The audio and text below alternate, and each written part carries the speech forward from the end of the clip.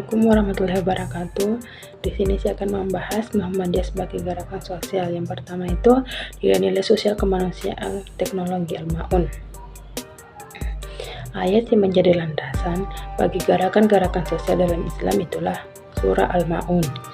Surah ini pendek, ayatnya tidak banyak, hanya sekitar 7 ayat, tapi maknanya yang menggetarkan dada, tidak sekadar menjadi bacaan dikala salat fardu, melainkan juga memberi inspirasi untuk melahirkan sebuah kesadaran kolektif, kesadaran atas realitas sosial yang timpang.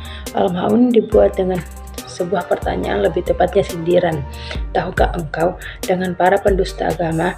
Frase yang digunakan untuk Al-Quran terasa sangat memohok.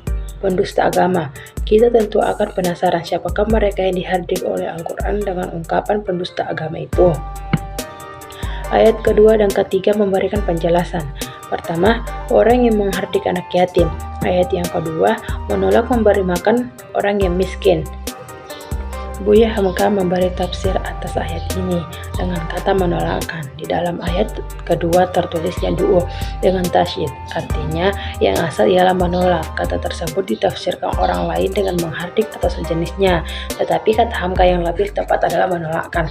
Kata menolak tidak bermakna membayangkan membenci yang sangat. Artinya, jika seseorang merasa benci dengan anak yatim karena keyatimannya, berarti ia mendustakan agama. Sebabnya ialah rasa sombong dan rasa bagil. Menurut Hamka, membenci anak yatim berarti membenci keberhasilan Nabi Muhammad SAW. Sebab Nabi adalah anak yatim yang dipinggirkan oleh keluarganya, hidup dengan mengembala, berkutat dengan kemiskinan di masa kecilnya. Islam adalah agama yang sangat menghardik kesetaraan, egalitarisme, menolak stratifikasi sosial ekonomi yang berarti meminggirkan orang miskin dan anak yatim dalam sistem sosial yang bertingkat. Anak yatim adalah mereka yang malang, tak mampu menggelak dari takdir bahwa kasih sayang yang ia terima akan jauh disebabkan oleh ayah dan ibunya mereka yang telah tiada, atau tidak memberi porsi perhatian kasih sayang pada kita. Menghardik anak yatim adalah refleksi kesombongan diri, merasa diri lebih baik, dan Allah menolak kesombongan. Oleh karena itu, mereka yang sombong dan bagil seperti kata Hamka dengan menghardik anak yatim sebagai simbolisasi patut diucap sebagai pendusta agama.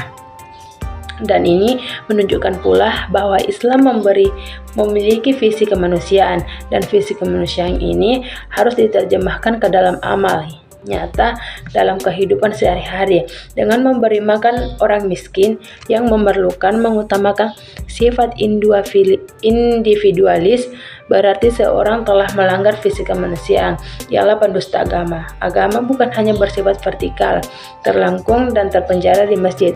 Agama ialah kemanusiaan yang membebaskan dan mencerahkan. Itulah potret-potret pendusta agama. Ayat berikut dengan lebih lantang mengatakan pada kita, maka celakalah orang yang salat. Bagaimana mungkin pengabdian transendental seorang muslim melalui salatnya kepada Allah disebut sebagai perbuatan yang tidak hanya sia-sia tetapi juga mencelakakan.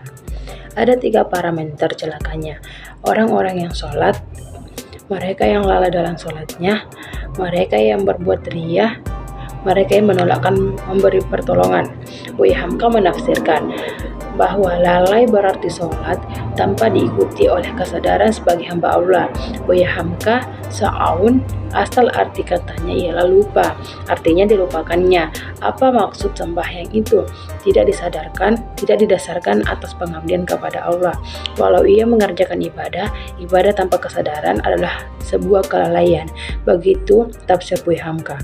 Kesadaran penting manakala kita melakukan purifikasi atas niat beribadah itu. Mereka yang berbuat riya berarti menodakkan niat ikhlasnya pada sesuatu yang bukan pada Allah, menisbatkan sesuatu yang seharusnya dipersembahkan pada Allah, misalnya salat dan ibadah justru kepada benda penciptaan Allah. Salat dalam rangka ini hanya membawa kecelakaan. Kata Buya Hamka, kadang-kadang ia menganjurkan memberi makan fakir miskin, kadang-kadang kelihatan dia khusyuk sembahyang, tetapi semuanya itu dikerjakan karena ingin dilihat, dijadikan reklame dalam bahasa yang lebih modern. Salat hanya dijadikan citra untuk kekuasaan, untuk amal keduniaan, menolak memberi pertolongan dan berbuat kesaliman yang lain lagi. Orang-orang yang mendustakan agama selalu mengelakkan dari menolong, sebab kata Buya Hamka, tidak ada rasa cinta dalam hatinya, yang ialah rasa benci. Memberi pertolongan dalam wujud kemanusiaan dan menolak memberi pertolongan, membiarkan orang lain dalam kesusahan, melawan hakikat kemanusiaan, ria, kata Buya Hamka, adalah simbol kebohongan dan kepalsuan, sementara menolak memberi bantuan adalah simbol individualisme dan kesaliman. Dua-duanya adalah relasi pendusta-pendusta agama, sehingga wajar jika Sayyid Qutb dalam tafsirnya menyebut bahwa Al-Ma'un memperlambangkan pertemuan dimensi sosial dan ritual agama. Ini menunjukkan bahwa agama pada hakikatnya bersifat transformatif, mewujud ke seluruh sel-sel kehidupan nyata. Maksud mengamalkan surat Al-Ma'un, menurut beliau, mengamalkan bukan sekadar menghafal atau membaca ayat tersebut, namun mengamalkan berarti mempraktikkan Al-Ma'un dalam bentuk amalan nyata. Oleh karena itu, lanjut Kiai Haji Ahmad Dahlan, caralah anak-anak yatim, bawa mereka pulang ke rumah, berikan sabun untuk mandi, pakaian yang pantas, makan dan minum, serta berikan mereka tempat yang tinggal layak. Untuk itu, pelajaran yang kita tutup dan laksanakan apa yang telah saya berikan kepada kalian. Kiai Haji Ahmad Dahlan lantas mengajak murid-muridnya mencari anak yatim dan kemudian melaksanakan apa yang sudah difirmankan Allah tersebut. Dari sana, lahirlah Muhammadiyah dengan amal usahanya.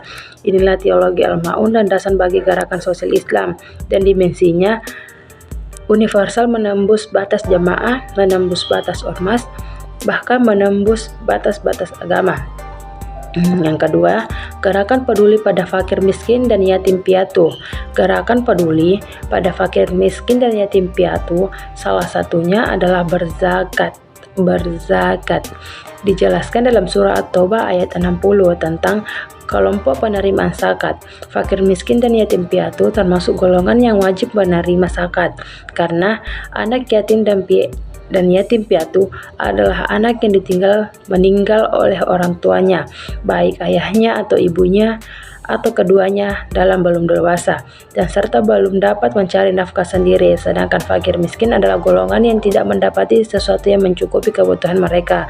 Ada yang mencontohkan bahwa fakir itu mendapatkan sehari-hari kurang dari separuh kebutuhannya, sedangkan miskin pendapatannya kurang dari kebutuhannya, tetapi pendapatannya di atas 50% kebutuhannya, namun masih kurang.